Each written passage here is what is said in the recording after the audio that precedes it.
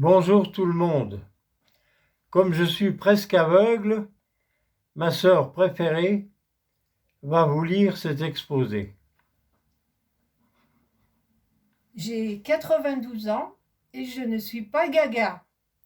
Mes amis m'ont dit que je devrais raconter mon histoire, car elle peut servir à beaucoup de gens.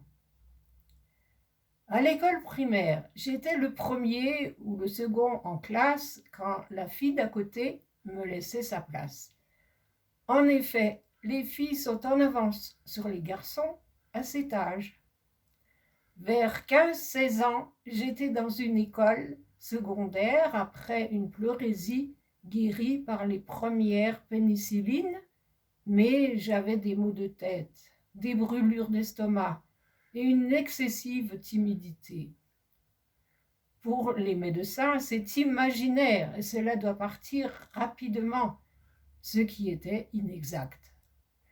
À 17 ans, résignée à mon sort, j'ai travaillé en usine sidérurgique comme manœuvre, employé de bureau et laborantin pour analyser les aciers de l'usine.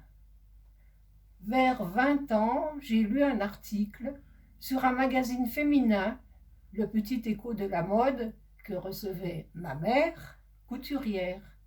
On y disait à une maman d'un enfant gaucher qu'elle le fasse écrire de la main droite, ce qui était bénéfique pour lui. Ce conseil m'a paru idiot. Et comme je voulais changer de tête, je me suis dit que plusieurs exercices de la main gauche ne pouvaient me rendre pire. Après 2-3 mois, j'écrivais couramment de la main gauche et tous mes ennuis avaient cessé.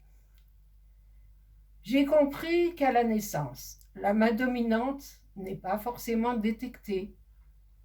Si on utilise la deuxième main, on développe le cerveau correspondant à l'autre sexe. En 70 ans, j'ai découvert beaucoup de choses, notamment que l'inversion de la main dominante est la cause principale, et peut-être unique, de l'homosexualité. Comme j'ai un test radar que je ne peux expliquer ici, j'ai découvert que les autistes ont 2 cerveaux semblables, soit M masculin, soit F féminin, quel que soit le sexe de l'individu. Mon test par la voix est plus simple.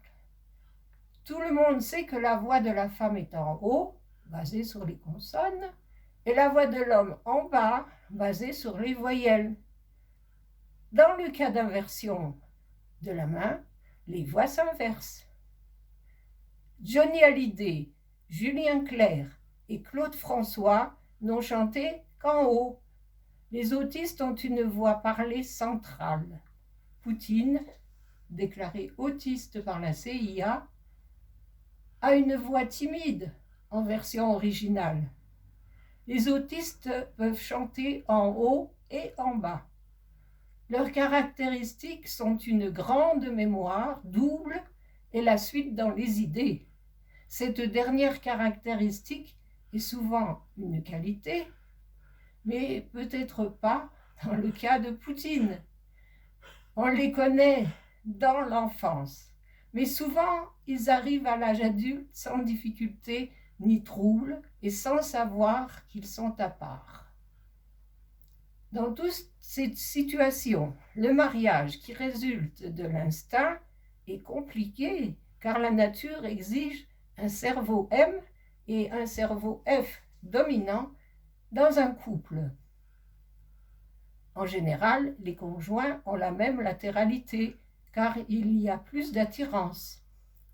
Les unions mixtes ont peut-être tendance à donner quelques autistes. Sans beaucoup d'originalité, on peut penser que les mariages business des rois ont quelquefois produit des héritiers autistes qui resteront toujours inconnus. Bravo!